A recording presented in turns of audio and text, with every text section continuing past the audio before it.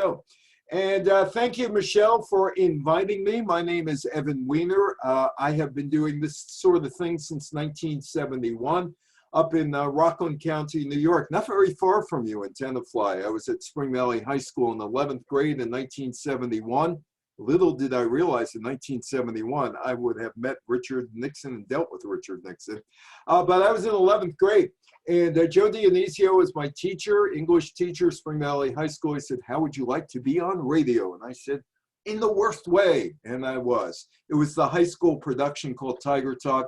And we were on WRKL radio, which back in 1971, Tuesday afternoons at 3:45, if you were in Tenafly, you would have been able to hear me.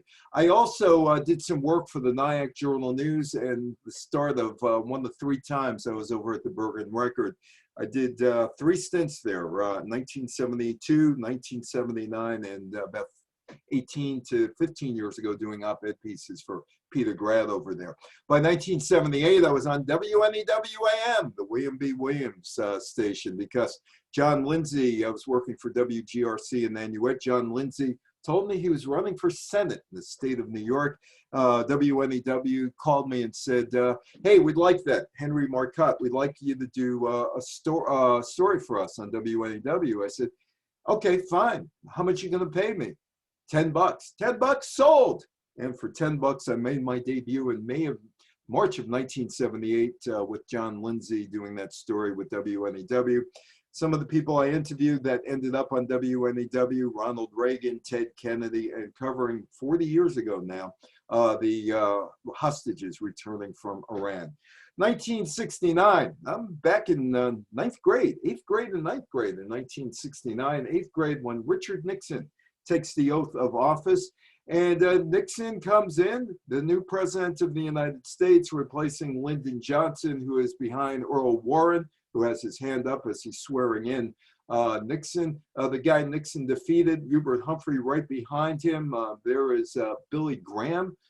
He's there as well, Pat Nixon. And this is inaugural day, January 20th, 1969. But Nixon inherits a lot of the problems that Lyndon Johnson had, and he's supposed to solve them. Just because the calendar flips from 1968 on January 1st, that doesn't mean the problems from 1968 haven't disappeared. Vietnam War, it's still there. War protesters, they haven't gone away. But Nixon moves into 1600 Pennsylvania Avenue on January 20th. Nixon was not the only new face to appear on the world stage that year. In fact, if I was a baseball announcer, maybe if I'm a baseball announcer, I could do this better. So here's the starting lineup for the 1969 world leaders. Number 1, Yasser Arafat. He's a new world leader with the Palestinian Liberation Organization. In the second slot, another newcomer on the scene, Gaddafi in Libya, Gaddafi. Yet another newcomer on the scene, not exactly a newcomer, she's been around for a long time. She was a teacher in Milwaukee at one time in her career, but now she's the Israeli Prime Minister, Meir, Golda Meir, batting third. The cleanup, Assad from Syria. That's his first year too, he's a rookie, Assad from Syria. And as you know, his son is now running Syria in the civil war in Syria. Batting number 5, oh, he's a veteran. He's been around since the late 1940s in North Vietnam, out of Hanoi, Ho Chi Minh, Ho Chi Minh. Batting 6, oh, here's another veteran now in his 21st season running Communist China or Red China, as Stewie Gates, my 9th grade teacher, kept saying. It's got to be Communist China or Red China from Peking. Mao Zedong. Oh, and here's another guy who's been around for a little while. Well, he's been around actually since 1964. So now he's in his 6th season as running the Soviet Union, Leonid Brezhnev. Now, the Vietnam soldiers. Here's a bunch of soldiers in Vietnam. And here's a bunch of anti-war protesters. America is split in half. The people for the war in Vietnam, people against the war in Vietnam. And here are more protesters against the war in Vietnam. Let's go back to 1968 briefly. Lyndon Johnson didn't run for re-election. He dropped down in March of 1968. Martin Luther King, he's assassinated on April 4th of 1968. Robert Kennedy dies on June the 5th, 1968 from an assassin's bullet. France had a general strike. That would spill over to 1969. The Prague Spring in Czechoslovakia came and went, started in January of 1968, and done by August 21st of 1968, started and the Soviets crushed it. The Vietnam War continued to escalate. Protests also escalated. Civil rights movement would continue without a leader, although there were about 4 or 5 different people or groups trying to lead the civil rights movement for racial equality in the United States. But that was not the only civil rights movement that was going on that year. The women's liberation movement had gained traction, particularly at the Miss America contest in Atlantic City in September of 1968. There was a protest there. Burn your bra. It got people's attention. But they were fighting for other things than, hey, we're burning our bra because this represents an object that men look like. Women had no equal rights in education and colleges, and that would continue through 1969. The SST made its debut. This is when I used to go out on the road and visit other places. This is outside of Dulles Airport, one of the Smithsonian museums, and there is the SST. 1969 would be a year of science. Travel between Europe and North America became faster, and the Apollo program to land man on the moon accelerated to meet John F. Kennedy's goal of putting an American man or 2 men on the moon before the end of the 1960s. January 9th, 1969, the first trial flight of the Concorde supersonic jetliner from Bristol, England to JFK in New York. I thought I was getting away from this. I've only done all week the Super Bowl, but I am getting away from it. But Joe Namath on January 12th, 1969 changed American culture when the New York Jets beat the Baltimore Colts in the first named Super Bowl, Super Bowl III. This is me, my buddy Bruce Morton, who occasionally shows up at these talks. He lives in Denver now with the ABC microphone.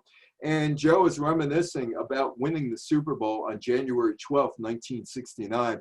Not only did Joe win the Super Bowl with the New York Jets, but American culture was changed. The Super Bowl became an item. And as you know, this weekend is the Super Bowl, and it's a quasi-American holiday. That happened January 12th, the Jets beating the Baltimore Colts 16-7, and that is the birth of the modern Super Bowl.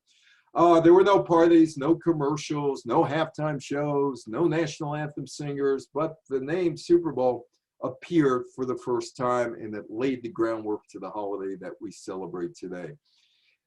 Usually when I'm with people talking about 1969, I ask, what is this picture all about? What is this picture all about?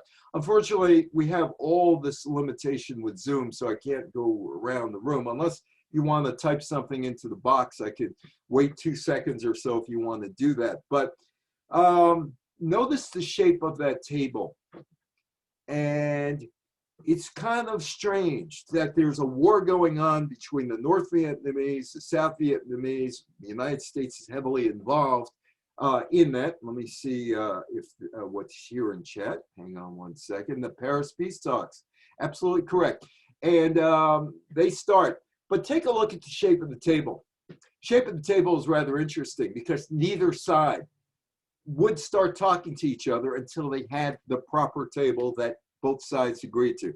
Now, this is ridiculous. Men are being killed. Some women are being killed. They're being wounded. Some children, civilians are being wounded. And yet these people are arguing over a shape of the table. January 18th, expanded 4-party Vietnamese peace talks begin in Paris. Nixon becomes president on January 20th. I'll tell you in a couple minutes how I met Nixon and dealt with Nixon.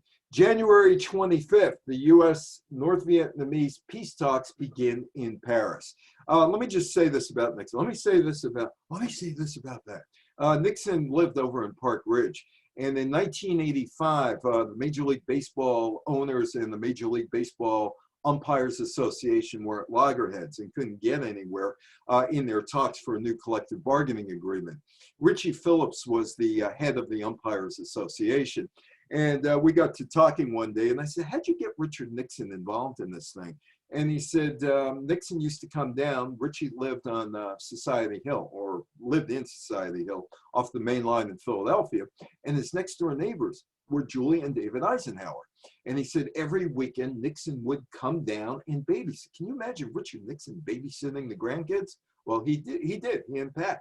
And Richie got to know him through David Eisenhower, and Richie told Peter Ueberroth, the baseball commissioner, we should go to arbitration. Ueberroth says, well, who do you got in mind? He said, Dick Nixon. Dick Nixon, get out of here. But was Dick Nixon. And I first got to deal with Dick Nixon through that. Back in 1985, I went to his office in Foley Square with Arthur Shack and Gene Orzer of the Baseball Players Association, and it was a miniature Oval Office, except it had flags behind and pictures of him and all, and I got to know Nixon, and that is where Nixon came back to proper society. Not the David Frost interviews. He became an elder statesman, and people sought his wisdom, and it was all because of the umpires dispute. And I got to see Nixon quite a bit at Shea Stadium and Yankee Stadium, to the point where one day I asked him something. I called him President Nixon, and he said to me, oh, please call me Dick. And after that, I always called him Dick. Anyway, January 25th, the U.S. North Vietnamese peace talks begin in Paris. Now, Nixon campaigned on de-escalating the war and getting people, American troops, men and women. And a few years ago, there was a woman who said to me, you keep calling them men or the boys. There were women there, and she was right. Aides, nurses. Dixie Chappelle was the first journalist killed back in 1965, a woman in the Vietnam War. So there were women involved in this thing. It was just not only men. Anyway, the Secretary of Defense, Melvin Laird, announced on April 3rd of that year that the United States would start a policy of Vietnamization, which would reduce American troops in Vietnam. There's a massive anti-war demonstration across the United States on April 5th, but on July 8th, Nixon begins to withdraw some troops from Vietnam. You don't know this guy. This guy's name is Jan Palach, and he was the last victim of the Soviet Union, in a way, from the Prague Spring that happened the year before. On January 16th, 1969, the 20-year-old Jan Palach set himself on fire in Prague in a protest against the August 20th, 1968 invasion of Czechoslovakia by Warsaw Pact countries. It was mostly Soviets. It was all Soviets. What happened in Czechoslovakia, and I'll do this real quick because it's a big part of my 1968 talk.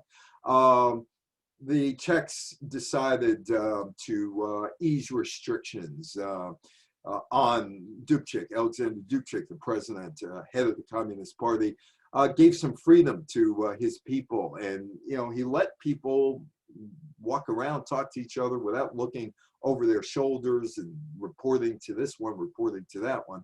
And the Soviets put the boot on Czechoslovakia on August 20th.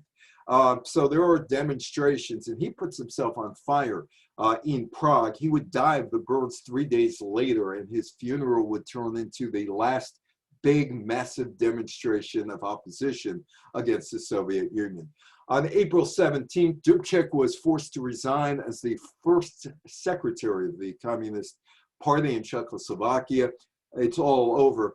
Years later, he would die under mysterious circumstances. February is a remarkable month that shaped history. And usually when I'm live with people and talk to people, I go around the room sometimes and ask, was it a remarkable history? I don't know if I could do this now, but let me tell you the story. And if you have any comments, just throw it into the box. And we'll talk about why it was such a remarkable history, or a remarkable month that shaped history. Because on February 7th, The Al-Fatah leader, Yasser Arafat, became the president of the Palestinian Liberation Organization movement. 10 days later, February 17th, Golda Meir is sworn in as the first female prime minister of Israel. And on February 27th, the general, Hafez al-Assad, who has been around the leadership of Syria since 1963, but officially becomes the head of Syria via a military coup. To me, this is a remarkable month because every one of these people had an impact. My life, your children's life, grandchildren's life. And you can throw in, if you want, if you disagree with me or agree with me, how February of 1969 is this remarkable month that would really shape a lot of things in our lives after that. And throw Nixon in, he comes in on January 20th, and it's a remarkable 5 weeks of change. On March 2nd, 1969, a group of Chinese People's Liberation Army troops ambush Soviet Union border guards on Shenbo Island. This is a culmination of about 9 years of sniping between Mao Zedong and first Nikita Khrushchev, the Soviet Union, and then Brezhnev. And Brezhnev was thinking, well, maybe we should just nuke them because they were a thorn in our side, but they didn't nuke them. There would be another skirmish on March 15th, and by September of that year, they decided, well, let's have a truce and see if we can do something. But in 1968, Nixon was running sort of on a platform to normalize relationships with communist China or Red China, and Mao Zedong had it with the Soviet Union, and he was casting his eyes on the United States, seeing who was going to win, Nixon or Humphrey. That would come in handy 2 years later, but that's 2 years later. On September 11th, 1969, the Soviet Prime Minister, Alexei Kosygin, he was on his way back from the funeral of the Vietnamese leader Ho Chi Minh, and he stopped over, actually in Peking, it wasn't Beijing in those days, for talks with his Chinese counterpart, Zhou Enlai. The two premiers agreed to return ambassadors who had been recalled in March and begin border negotiations, but the relationship between the Soviets and the Chinese had been incredibly strained by this point. A couple items from 1968. James Earl Ray pleads guilty to the murder of Martin Luther King Jr. in Memphis in 1968. One little side story. If you listen to WCBS radio, News Radio 88, the morning anchor is Steve Scott. And Steve Scott was at WBBM in Chicago many years ago. And he twice had an opportunity to interview James Earl Ray. They brought him into the prison. They brought Ray into this area to talk to Steve Scott, 2 45-minute sessions. And all James Earl Ray did was stare at Steve Scott. He never got the interview. Steve just did for our press club last week, he hosted a webinar with Dr. Fauci and my daughter got a question that she wanted. Anyway, April 17th, Sirhan is convicted of assassinating Robert Kennedy in Los Angeles in June of 1968. Oh, what a rogues gallery there. Oh, what a rogues gallery. Oh, look at that. You got Haldeman, you got Ehrlichman, you got Henry Kissinger, you got George Shultz probably saying, why am I in this picture? H.R. Haldeman, Bob Haldeman, Nixon's chief of staff, John Ehrlichman. And there he is. There he is. Richard Nixon. And this is probably one of the last times Charles de Gaulle was on the stage for France. In 1968, there was a general strike in France. And it was against a lot of de Gaulle's policies. And de Gaulle said, okay, I'll put a lot of reforms in, and we'll have a referendum on me in April of 1969. If you like my reforms, you'll vote for me. If you don't like the reforms, you'll vote against me. I'll step off the stage and you'll never see me again. Well, it was April 27th, and a constitutional referendum was held in France. The reforms would have led to the government decentralization, the central government, and changes to the Senate. It was rejected 52.4% of the voters, while only 47.6% said, hey, Charlie, you're our guy. That led to the resignation of de Gaulle, and he is off the stage, never to be seen again. Now, some of you who are old enough probably remember this show. And I know when I'm with people and I put the slide up behind me and I put up that, there are smiles, instantaneous smiles from people who are now 60 or over because they watched the Smothers Brothers Comedy Hour. Smothers Brothers Comedy Hour was, well, there wasn't anything like that. Well, there was something like that. That was The Week That Was, which came over from BBC, hosted by David Frost in England, and it came over to America. It was on NBC for about a year, a little more than a year, 1964, 1965. Satirical show. The Smothers Brothers, well, they were going to go on the air. And in 1967, partly because they were young people, they were young, the Smothers Brothers, about 30 and 28 years old at the time. And CBS wanted to get a younger audience. Lucy was old. Jack Benny was doing some shows. He was old. Sullivan, even though he was bringing rock acts in, Ed Sullivan at that time was, what, 65, 66 years old? Miss Kitty on Gunsmoke wasn't Miss Kitty anymore. And there were a lot of rule shows, which I liked. I thought that Green Acres was an hysterical show. I wasn't a Gilligan's Island fan, but there was Petticoat Junction and the Beverly Hillbillies. They had all those shows, and CBS is looking to change direction. And they figure, well, these guys would. The Smothers Brothers Comedy Hour ended on April 4th, 1969, when the CBS boss, chairman of the board, William Paley, who founded CBS with a radio station in Philadelphia in 1927, WCAU, decided, I've had enough, canceled the program. There were 72 shows, and it pretty much reflected young people's views at that time, although you might see somebody like Kate Smith on the show, or some, you know, at that point, some old-time 30s and 40s performer, because it was a general variety show. But it really wasn't a general variety show, because Tom and Dick Smothers took shots at Lyndon Johnson and at Richard Nixon for the Vietnam War. It was satirical, sort of like The Daily Show today, sort of like the Colbert Show was on Comedy Central. The Smothers Brothers did what they were supposed to do. They changed the demographics somewhat. The network wanted younger people. They got younger people, large audience of people under the age of 35, a lot of college grads, a lot of professional workers, a lot of high-income families with disposable money to spend on commercials. So they did exactly what CBS wanted them to do, except they didn't. They criticized the war. And there is William Paley. Babs isn't with him. Babs, William Paley's wife. There is William Paley, who oversaw everything at CBS, including killing Gilligan's Island because they were going to pull Gunsmoke. And he pulled Gilligan's Island, plugged Gunsmoke in, because that was his favorite show. Paley accused the brothers of failing to meet pre-broadcast deadlines for the show.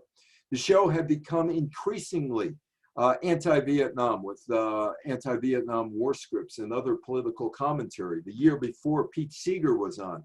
Paley didn't want him. He was a blacklisted communist from the 1950s, but he finally said, okay, you could have him on, but he can't sing, you know, one song, Waist Deep in the Big Money. And Tommy Smothers told Pete Seeger, sing Waist Deep in the Big Money, because it was emblematic of Lyndon Johnson and according to Seeger, and what was going on in Vietnam, that they were just stuck in a quagmire. The Comedy Hour, along with Rowan and Martin's Laugh-In, were the only two primetime shows featuring political commentary. Johnny Carson certainly never did political commentary. Merv Griffin would come on later on, and he would feature some political commentary with his guests, but not coinciding with the Smothers Brothers. By the way, the Smothers Brothers, among their writers, Steve Martin, who also performed on the show. I don't know whatever happened to Steve Martin. Some guy played Meathead on All in the Family. Rob Ryan, yeah, Rob Ryan. I don't know whatever happened to him. He was one of the writers on the show. They had a resident hippie on the show, and they had Albert Brooks's brother on, Dave Einstein. Albert Brooks, his given name is Albert Einstein, and he decided that might not work because I want to be an actor, so he changed it to Brooks. and his brother became Super Dave Osborne. Anyway, and there were others on the show. In 1968, aside from Pete Seeger, the premiere of the Smothers Brothers show in September of 1968, CBS decided they didn't want to see Harry Belafonte singing Lord Don't Stop the Carnival against the backdrop of riots at the Chicago Democratic Convention in August, September of 1968. And they also dropped 2 lines in the opening monologue of satire, Tommy and Dickie going back and forth. 2 lines about Bonanza. What were they complaining about? Hop Singh burnt the food for Lauren Green? I don't know, but they did, the censors. Paley and CBS cut the entire Harry Belafonte piece out, 4.5 minutes, 5 minutes. And then they decided, we got to replace this with something. Oh, we know what we're going to do. We're going to have a 5-minute campaign ad from the Republican presidential nominee, me, Richard Nixon. 5 minutes of Richard Nixon on the Smothers Brothers show. And generally the audience for the Smothers Brothers show is not going to like Dick Nixon, but they decided to stick it to the brothers. There he is. Nixon's the one. Nixon's the one. A skit poking fun at Lyndon Johnson got LBJ to call Paley in the middle of the night to complain. And then Paley called up Tommy Smothers. He said, hey, LBJ was on the phone with me in the middle of the night. Come on, ease up, ease up, ease up. Tommy Smothers would send LBJ a letter. And LBJ, after he's done, after Nixon wins, sends a letter back to Tommy Smothers, even though LBJ was very upset with what was going on the show, poking fun at him. And there is Lyndon Johnson, no doubt reading Tommy Smothers' letter. And he wrote back, it is part of the price of leadership of this great and free nation to be the target of clever satirists. You have given the gift of laughter to our people. May we never grow so somber or self-important that we fail to appreciate the humor in our lives. There's another thing going for Lyndon Johnson, his 2 daughters. See, his 2 daughters kind of liked the Smothers Brothers, watched the Smothers Brothers, and told dear old dad they liked the Smothers Brothers. LBJ's daughters were big fans of the Smothers Brothers. CBS runs a rerun, an old broadcast, on March 9th, 1969. There was supposed to be a new show on. It wasn't on. They replaced the show, which was shot, where the singer, Joan Baez, who 2 years ago retired before COVID, Joan Baez talked about her then husband, David Harris, who decided to go to jail after refusing military service. And this one I don't understand. They cut Jackie Mason. Now, you all know who Jackie Mason is. They cut the comedian Jackie Mason because he made a joke about children playing doctor. I mean, it wasn't going like that, but he did to Ed Sullivan that got him fired back in 1964. But, here he is Sunday night on CBS again and gets in trouble. But this is the ultimate. Tommy Smothers and David Steinberg. This is what gets the Smothers Brothers booted. Now, David Steinberg grew up in Winnipeg, Manitoba. His father was a rabbi, and his father gave a sermon every week. And on the show, there would be a David Steinberg sermon every week. And so the battles are continuing between Tommy Smothers, the censors over at CBS, and Paley. And this brings it to the head. David Steinberg does a sermon about Moses and the burning bush. Allegedly, it was offensive, but nobody really knows who it was offensive to. Was it offensive to Paley? Was it offensive to the people who had never watched the show? But it was offensive to somebody, and that caused Paley to pull the plug on the Smothers Brothers.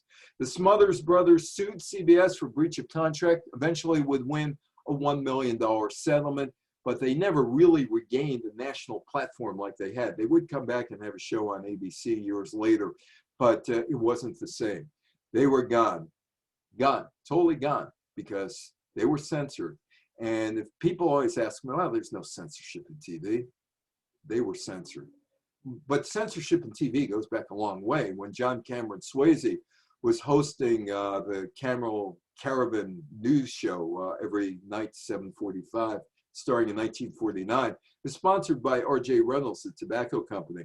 And R.J. Reynolds put up a bunch of rules that they had to follow. One, you couldn't show no smoking signs. Two, everybody could smoke a cigarette, but if anybody smoked a pipe or a cigar, they were left out, except for Winston Churchill. And three, NBC could not report on the Korean police action, now known as the Korean War.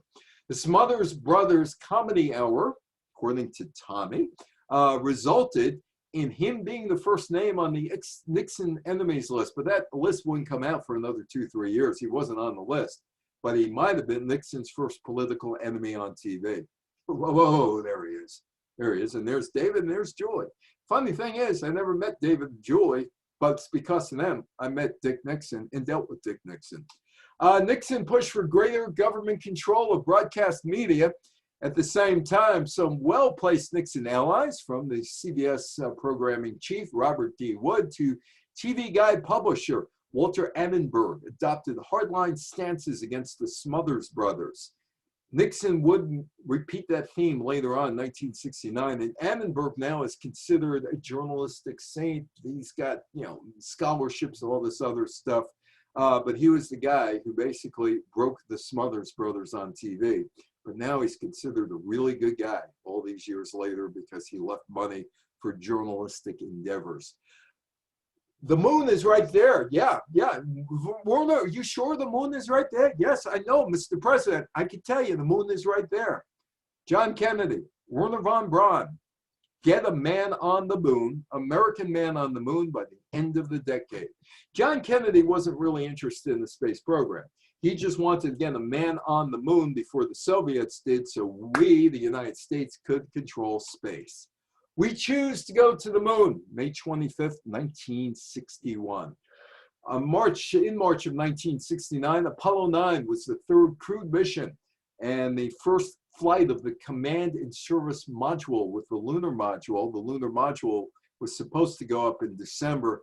It was made on Long Island, Grumman. Maybe they got caught in a traffic jam on the LIE going down to Florida, Jersey Turnpike, but it wasn't ready. But it was ready for this flight. And the three astronauts, James McDivitt, David Scott, and Rusty Schweickart, spent 10 days in low Earth orbit testing aspects which would be critical to landing on the moon, including testing out the lunar module engines, the backpack life support systems that you would need on the moon, navigational systems, and docking maneuvers. Apollo 10, that's the dress rehearsal for the lunar landing. Tom Stafford is on that flight.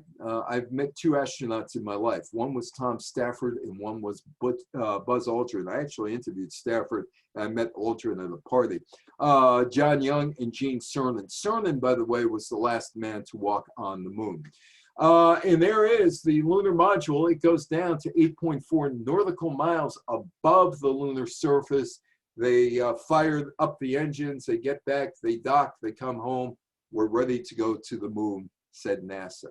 That was May 18th, 1969 when it was launched. And it was just short of landing on the moon, but they figured out, yeah, we can land on the moon.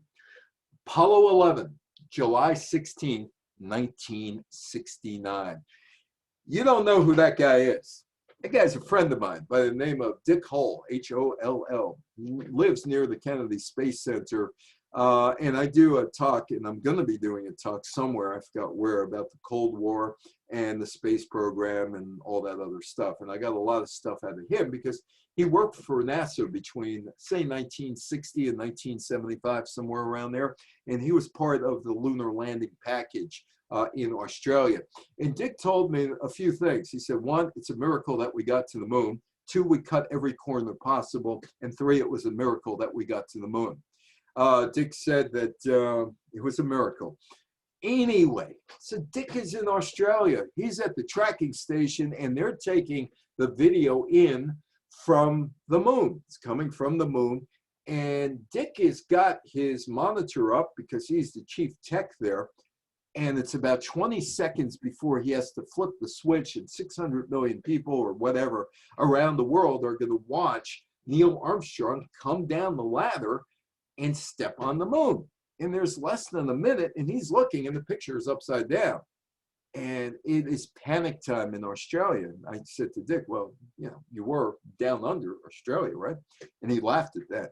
He said, you know, he was going to, there was a mirror nearby, and he was going to take the mirror and just put it on top of where the signal was coming, and just, that would straighten out the picture. But his boss said, if you do that, I'm going to fire you on the spot. And Dick said, well, if you fire me on the spot and they look at that, you're going to be the laughing stock of the world.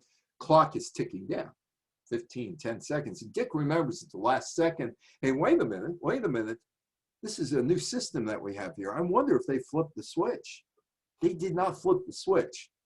And you got the picture right side up. Well, you didn't get that right side up. You got that picture right side up. But anyway, there is Neil Armstrong and the flag after the landing on the moon. And we spent billions of dollars, us taxpayers in the United States, for this. And it turned out to become, I want my MTV. I want my MTV. All that money, and it was turned into an MTV commercial. The Apollo program would continue through 1972. 5 of the missions were successful, 11, 12, 14, 15, 16, 17. Make it 5 more would be successful. Apollo 13 never made it to the moon because of an onboard explosion, but it did win Academy Awards when Opie, Ron Howard, directed the film that starred Tom Hanks as Jim Lovell. Congress cut funding for Apollo 18, 19, and 20 in 1970.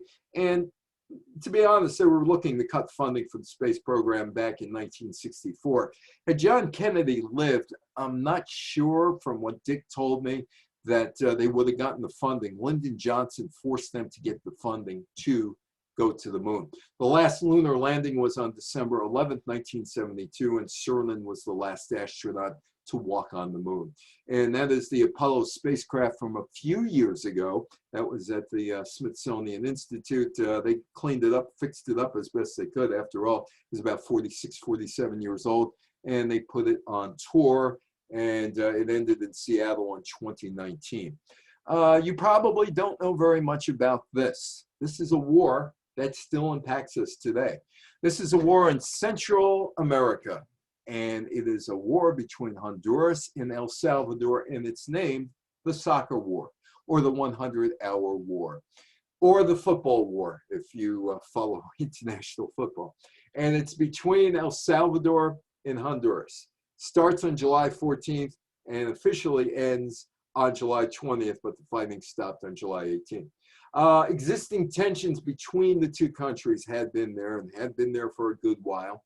And all of a sudden, there's some rioting during the World Cup soccer qualifiers for the 1970 tournament. And these two teams are playing one another. The Salvadorian military launched an attack against Honduras. The Organization of American States negotiated a ceasefire on July 18th, which took full effect on July 20th. Salvadoran troops were withdrawn in August of 1969. But let's go back to June 8th.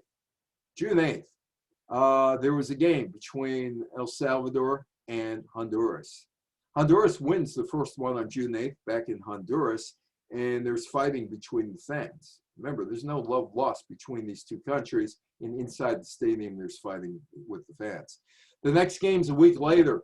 It's in San Salvador, and El Salvador wins 3-0, and there's more violence after that game. A playoff match takes place in Mexico City, June 26th. El Salvador wins in extra time.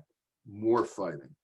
El Salvador dissolves all diplomatic ties with Honduras, saying that the government of Honduras has not protected El Salvadorians or Salvadorians living in Honduras. The government of Honduras has not taken any effective measures to punish these crimes, which constitute genocide, nor has it given assurances of indemnification or reparations for damages caused to Salvadorians, their businesses and things of that nature in Honduras.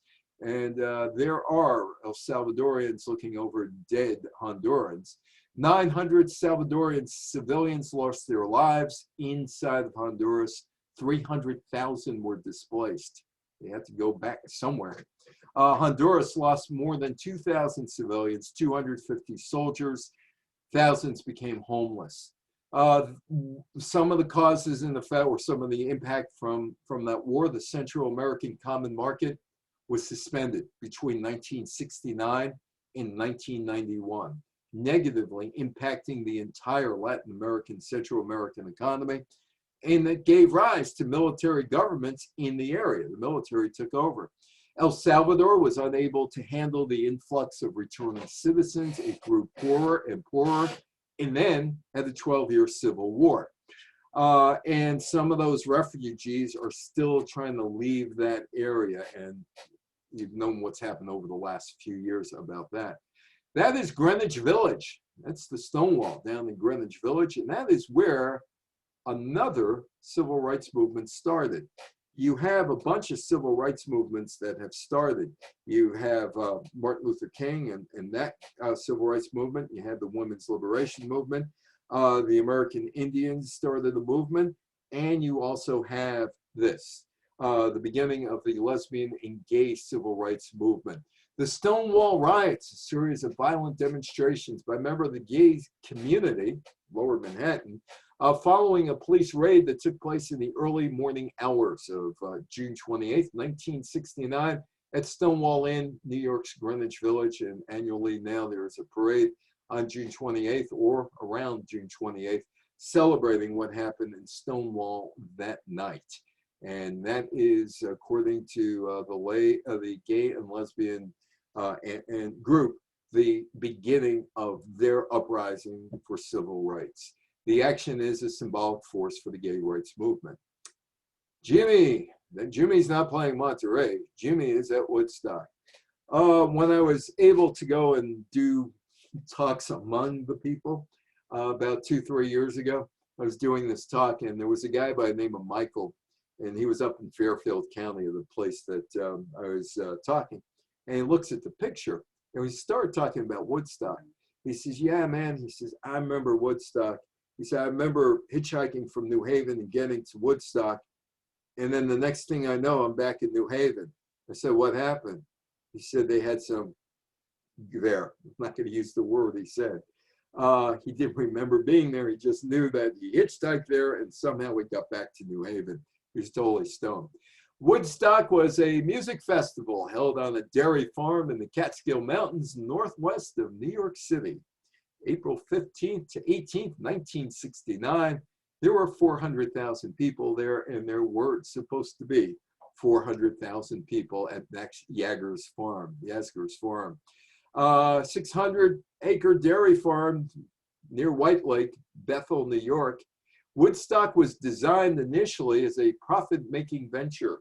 It became a free concert only after the event drew hundreds of thousands of people more than the organizers had prepared for. In fact, they were selling tickets prior to it for the 3 days, $18 in advance, $24 at the gate.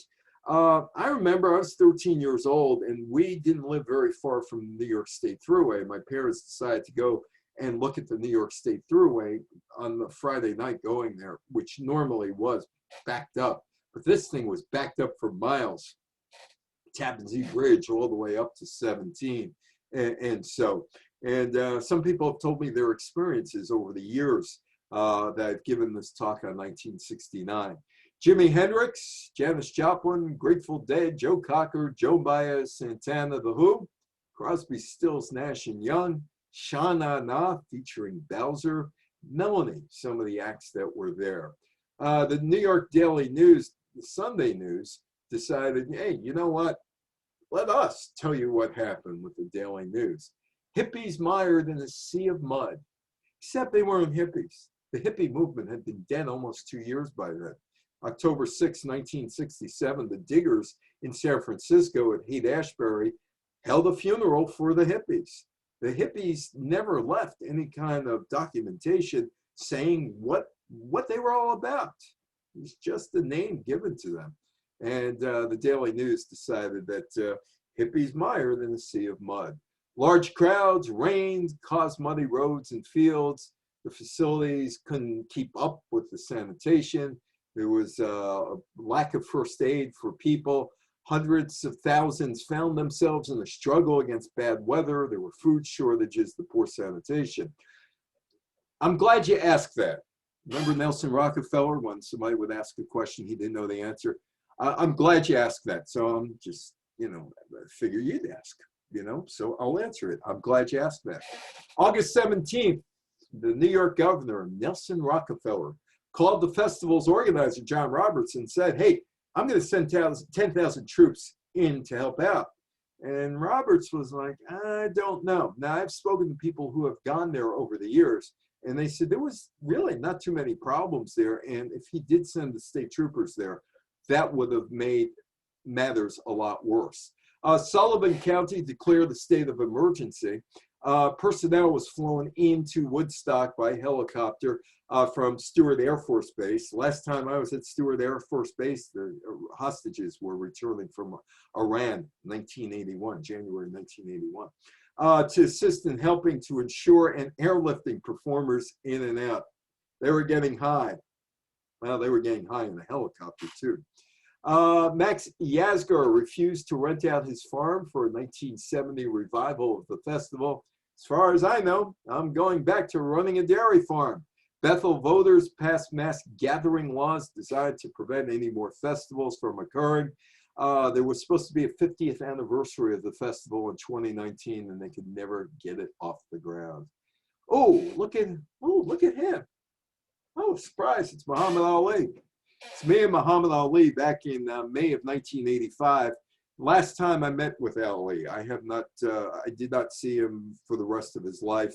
I did see him quite a bit in the early 1980s. By that time, he couldn't say all that much. But in 1969, on July 24th, Muhammad Ali is convicted of evading the draft after he refused to be inducted in the U.S. Army. In April of 1967, he applied for an exemption as a conscientious objector, but he was denied. He was stripped of his fighting license and his title without due process, and couldn't make a living. But he was out there with the anti-war protesters. A woman who was at one of the 1969 talks, after she saw that picture, she said, I got to tell you something. I said, what's that? She said, I was at an anti-war protest in Manhattan, and there he was, 6 feet away from me, Muhammad Ali. He was joining us in a protest. Ali would eventually have that charge against him overturned by the Supreme Court and would go back to boxing in 1970. July 25th, the Massachusetts Senator Ted Kennedy received a 2-month suspended prison sentence after pleading guilty to leaving the scene of a fatal accident. Mary Jo Kopechne drowned in the July 18th accident in Chappaquiddick, Massachusetts. Kennedy would run for president in 1980. There is Charles Manson, the Manson family, a guy who had limited music ability, but somehow latched on to the Beach Boys. And if you get their album 2020, you will see one song credited to Dennis Wilson and Charles Manson on the record label. August 8th, during a 2-night rampage, the actress Sharon Tate and 7 others were killed by Manson's family. Manson wasn't the one who did it, but the 4, Manson and 4 others, Susan Atkins, Patricia Krenwinkel, Tex Watson, and Leslie Van Houten, were later convicted of murder and other charges. And we have another civil rights battle starting, this one in Northern Ireland. On August 14th, 1969, 300 troops were ordered to Londonderry, a neighborhood in Northern Ireland, after 3 nights of clashes between police and Catholic residents. The troops were supposed to stay there for a number of days. They were there until 1998, when George Mitchell, the former majority leader of the United States Senate, the Democrat from Maine, got negotiations between the 2 sides and got a truce between the 2 sides. I dealt with George Mitchell also in the 1990s when he was going through what happened in Salt Lake City and the bribery when the Salt Lake City people decided to go after the Olympics and bribe the Olympics Committee members, International Olympic Committee members, and George and Don Fear, the head of the Baseball Players Association, did a report, a scathing report on corruption in the Olympics, and I dealt with George during that time. Hey, groovy, man, groovy. Oh, it's such a groove, you know. Love power. That is Muammar Gaddafi, and that is Nasser from Egypt. Muammar Gaddafi becomes the leader of Libya. Can you dig it? September 1st, 1969, a group of rebel military officers led by Muammar Gaddafi launched a coup d'etat against King Idris, which became known as the El Fatah Revolution. Gaddafi was referred to as brother leader in the guide of the revolution. Wonder if he had any incense in the background. In government statements and the official Libyan press, Richard Nixon was sort of impressed. He thought that he could play ball with Gaddafi. Couldn't. That is Ho Chi Minh. He passes away in 1969 in September. He had been the leader of North Vietnam, and he actually wanted United States help after the World War II to become an ally. That would descend into a civil war between the North and the South after the French left. The French walked away from Vietnam in 1954. And 15 years later, the United States is mired in Vietnam. Ho Chi Minh died on September 2nd of 1969. Time magazine listed him as one of the most important people of the 20th century in 1998. They didn't bother to wait to see what happened in 1998. His thoughts inspired many leaders and people in Asia, Africa, Latin America during the decolonization movement after World War II, which really picked up speed in Africa in 1960. Ho was praised in the communist world, hated in the Western world. We're talking about Britain, Canada, United States, Australia, New Zealand. Everybody there was at war except Canada. They didn't send troops to Vietnam. Vietnam War would continue until 1973. September 24th, Rennie Davis just died, one of the Chicago Eight, just died the other day. September 24th, the Chicago 8 trial begins for the 8 people who were indicted on charges connected with the protest of the Democratic National Convention in Chicago in August and September of 1968. 2 were acquitted and others were convicted on various charges. Bobby Seale was pulled out of this because of his courtroom antics, and these guys got known as the Chicago 7. Oh, Vietnam and protest songs. Montreal, that is John Lennon, Yoko Ono, and they are singing Give Peace a Chance in the Queen Elizabeth Hotel in Montreal. And this is in May of 1969. During the Montreal bed-in, Lennon organized a makeshift recording session, installing equipment from a local studio. He's in bed, he's doing this bed-in with Yoko Ono, and he's accompanied by a host of celebrity guests, reporters, and other visitors. And they hastily record a song called Give Peace a Chance. Give Peace a Chance became an anthem, an anti-war protest, who sang it repeatedly and repeatedly and repeatedly in the All We Are Saying Is Give Peace a Chance.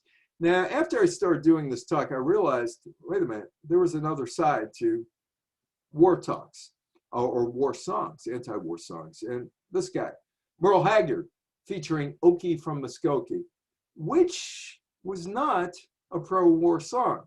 Didn't start out that way and really isn't. But Okie from Muskogee was a song that could have been a celebration of simple American life, satirical joke at right-wing America, or a protest about hippie counterculture. I don't know what the hippie counterculture is. Nobody's ever explained that to me, what the counterculture was. Merle Haggard wrote it as a joke. One day he wakes up his drummer, Roy Edward Burris, and he says, I bet they don't smoke marijuana in Muskogee. One of the lines in the song is, we don't burn our draft cards down on Main Street. We like living right and being free. And there's something about college football or high school football and typical life in Oklahoma. Well, was it a song that was anti-Vietnam or pro-Vietnam? Well, Haggard said no. Other people said yes. Was it a song about them, so-called hippies? That woman's in her 70s now. Reuters, I'm a journalist, so this kind of bothers me, this paragraph. Reuters reported Haggard has tapped, perhaps for the first time in popular music, into a vast reservoir of resentment against the long-haired and their underground society. Well, they weren't underground. They were on the ground. They let you know what was happening. I've asked everybody who's protested during that time against the Vietnam War, were you ever underground? And the answer is, we were never underground. We were out there. People saw us. So Reuters is reporting this, and they get it all wrong. Haggard tells a reporter, we wrote it to be satirical originally, but then people latched onto it, and it really turned into the song that looked into the mindset of people so opposite of who and where we were. He was. They thought it was a pro-Vietnam War song. It wasn't. Richard Nixon embraced the song. And he asked Johnny Cash, when he was performing at the White House, hey, play that song. Johnny Cash knew about the song. He said no. In 2012, 9 years ago, Haggard told Gentleman's Quarterly, GQ, that his biggest hit probably set my career back 40 years. He said of Okie, well, there are about 1,700 ways to take that song. Oh, and these guys, you probably know. They're Monty Python's Flying Circus, which was seen on PBS in the 1970s. A comedy group created Monty Python. Monty Python's Flying Circus first aired on the BBC in 1969.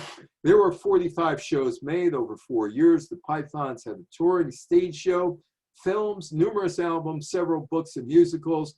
One that they missed on, they called Mel Brooks, and they said to Mel Brooks, hey, can we do a Broadway play called The Producers?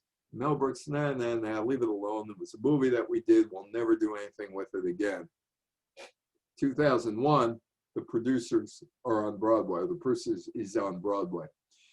The Beatles, they're seen for the last time in public together performing for a crowd on the rooftop, January 30th, 1969. It's not really a concert. I'm not sure what you call it, but they performed for the last time on the rooftop with Billy Preston on the keyboards. And it was at their central London office, the Fashion District, and people looked up and watched the Beatles. And finally, the police came up there and it ended the concert. As Paul McCartney sung at the end, hey, the police will come. They'll end your concert, which they never released officially, but may release when the new movie comes out sometime later this year. Oh, another thing that was gone in 1969, these guys, Star Trek. They boldly went where no man ever had gone before. Well, they had their series pulled. And they gave up, they quit. That's things that ended in 1969. Star Trek's last episode, June 3rd, 1969. Don't think so. Lucille Ball was the biggest Star Trek fan. At Desi Lou, when she ran Desi Lou, she put it on the air. And John Lennon quit the Beatles on September 20th, 1969. Now, remember I told you about the Burn the Bra movement, which was a great marketing tool. They never really did burn the bra because they did not want on the Atlantic City boardwalk a fire in the trash can. Check out that woman back behind the woman with the ABC little thing, the tape recorder, which is in her bag, in her microphone. She's wearing her bra on the outside of her clothing. Great marketing tool. Because it got people interested in the women's liberation movement, not for the reasons that they should, because men want to see women without their bras, but it got attention. Women burned their bras because they felt it made a stand for women's rights. It was a symbol that showed independence of men at the time. Women that did not burn their bras often walked around without wearing one. That too was meant to show independence of men. And so was this. The woman is neither sufficiently sensibly nor sufficiently responsible to vote. Of politics and issues, she is by nature ignorant. Give the woman the right to vote, and by heavens, the next thing you'll know, She'll want to smoke like a man. Robert D. Nolan probably didn't say that. Hey, she smoked and he's chasing her off the gazebo. I did this talk 2 years ago. Yeah, 2 years ago up in Richfield, Connecticut. And it's really a stupid ad. I mean, it's condescending when you think of it. You've come a long way, baby, to get to where you've got to today. You've got your own cigarette now, baby. You've come a long way.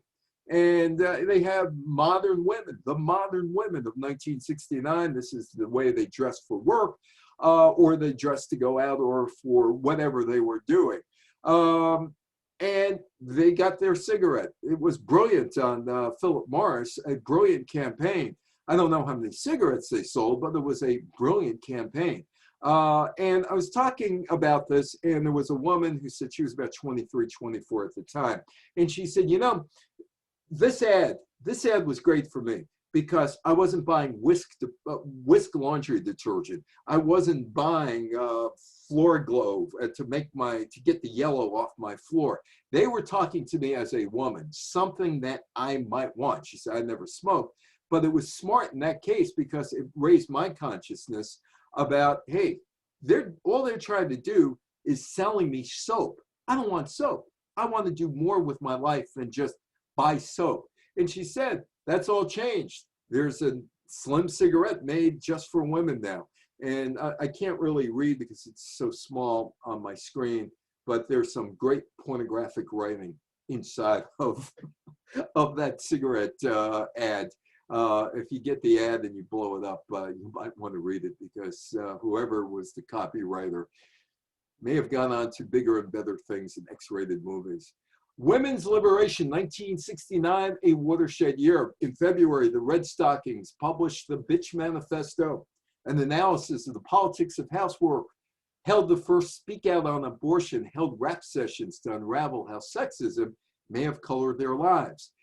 They had speak outs on rape to focus national attention on the problem of violence against women.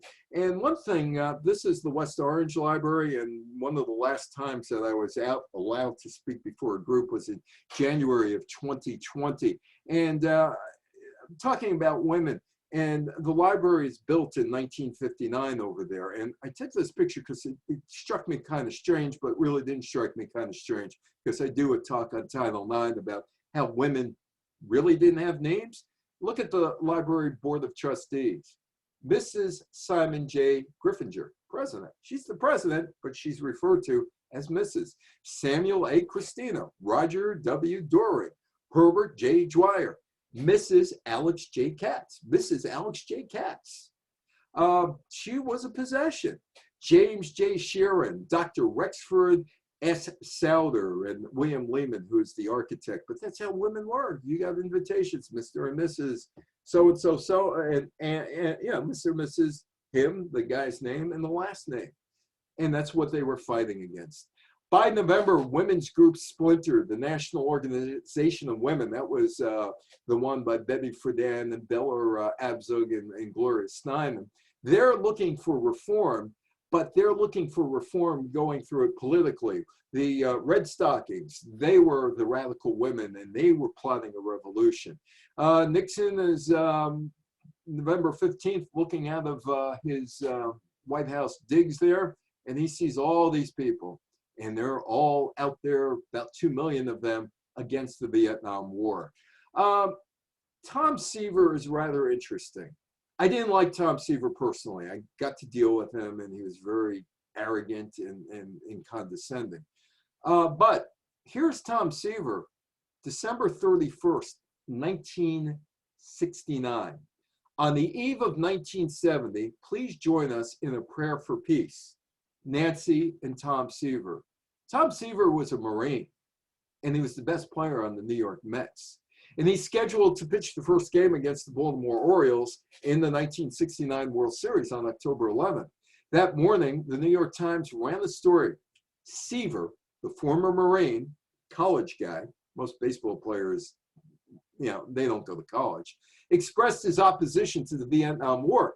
I think it's perfectly ridiculous what we're doing about the Vietnam situation.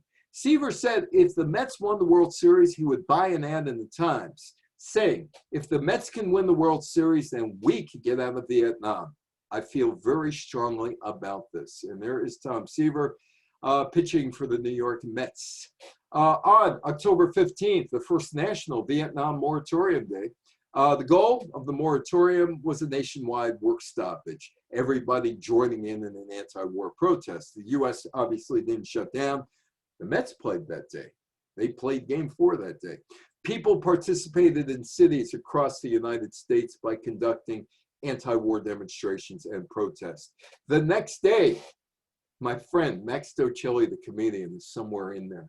He told me he ripped out grass and brought it back to his school over in New Jersey. See, here's the ticket, here's a piece of grass. I was at the game, that's why I cut school. The Mets win the World Series. They beat Baltimore 5-3 and win the World Series on October 16th in 5 games. Somalia. Oh, wait, another problem that we've never really solved. Somalia goes under. A bloodless coup, a takeover of the Somali government by members of the Supreme Revolutionary Council. I love how they have these such great names, right? Supreme Revolutionary Council, led by Saeed Barre. Somalian troops, supported by tanks under the control of Barre, stormed Mogadishu, seized key government buildings, and ordered the resignation of the country's leaders. This was a Marxist-Leninist regime that lasted about 22 years, 21, 22 years.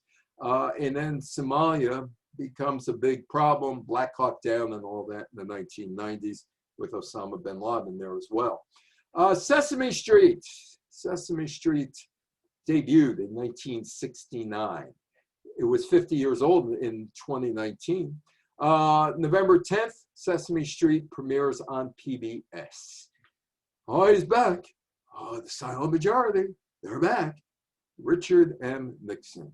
The term popularized by Nixon in the November 3rd, 1969 speech.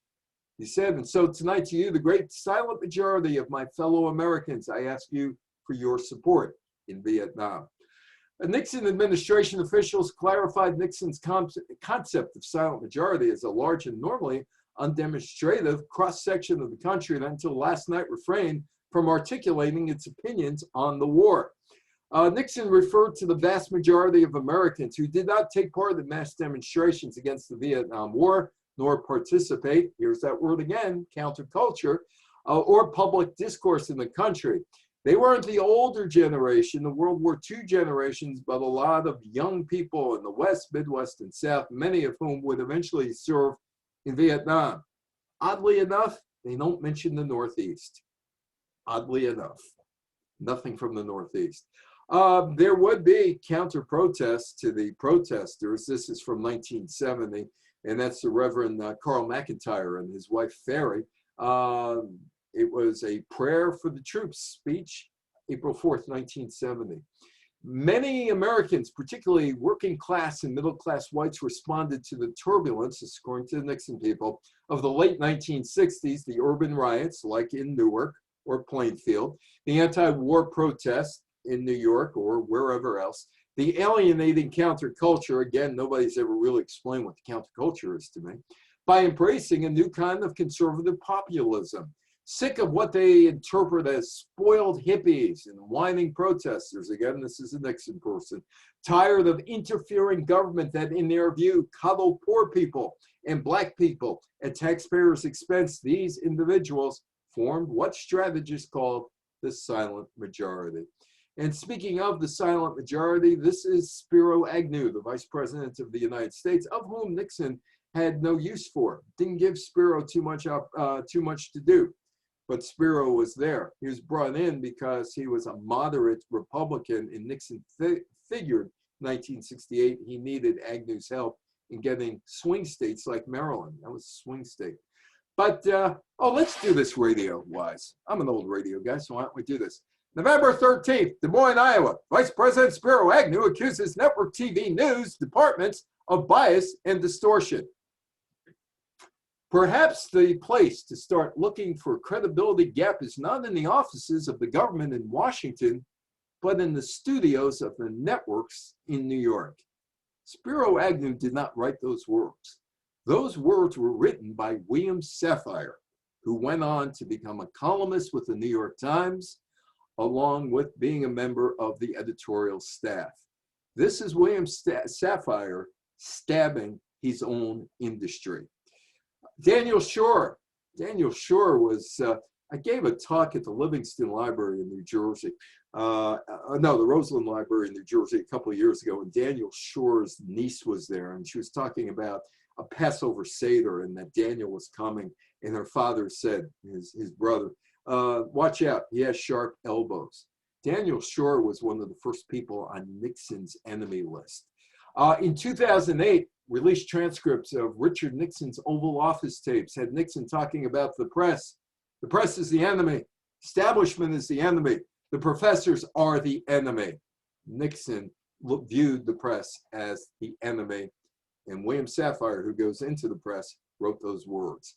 November 15th, moratorium march on Washington. 2 million people are there. Nixon says, now I understand that there has been and continues to be opposition to the war in Vietnam on campuses and also in the nation. As far as this kind of activity is concerned, we expect it. However, under no circumstances will I be affected by it whatsoever. He had a nervous breakdown, or was on the verge of a nervous breakdown in May of 1970, to the point where he goes and meets the protesters before dawn in front of the Lincoln Memorial in May of 1970 after the Kent State shootings. Bring all the troops home now. November 13th, 14th, 15th, a demonstration. In 1969, American Indian activists representing all tribes of Indians occupied the abandoned island of Alcatraz to demand greater respect for their human rights. Led by Richard Oakes, the Mohawk occupiers held the island for nearly 18 months until June 11th, 1971. Lots of civil rights activities going on. The occupation of Alcatraz started on November 20th. 89 American Indians occupied the abandoned Alcatraz Island and the prison. And there it is. That was from a year and a half ago when I used to travel. Typical day in San Francisco. The My Lai massacre. Details come out in November 1969 of the 1968 My Lai massacre. American troops massacred between 347 and 504 civilians in the Vietnamese village, and that leads to an increased opposition in the United States to the Vietnam War, and that was a picture in Time magazine of the massacre. In December 1969, the government instituted the first draft lottery since World War II, eliminated deferments, allowed prior draft process, which was allowed, and that affected many college students and teachers. You went to get a 2S before that because you became a teacher. It got you out of the draft. Nixon decided, hey, let's have a draft lottery. Was that fair? Probably not. I never had to deal with it because 1974 would have been my year, and the United States was out of Vietnam in January 1973. And finally, did you have Facebook in 1969? I bet you some of you had, and I bet you some of you had an Apple thing like that in 1969, right? Google, you looked up things 1969 in Google. The Advanced Research Projects Agency goes online in December, connecting 4 major universities, designed for research, education, and government organization. It is the foundation upon which the internet would eventually be built. UCLA, Stanford Research Institute, UC Santa Barbara, and the University of Utah are all connected. Stanford is the main hub. They go out to Utah, they go to US Santa Barbara, and they go down to UCLA. The ARPA network, December 1969, the internet is born. 1970 would come, and the problems of 1969 would still be there in 1970. I want to thank Michelle for inviting me. I hope everybody had learned something out of this. And you have any questions, any comments, feel free. I'm going to stop the recording for privacy purposes here, and I'm going to shut down the screen share. But if you have any questions, comments, criticisms, or remembrances, I will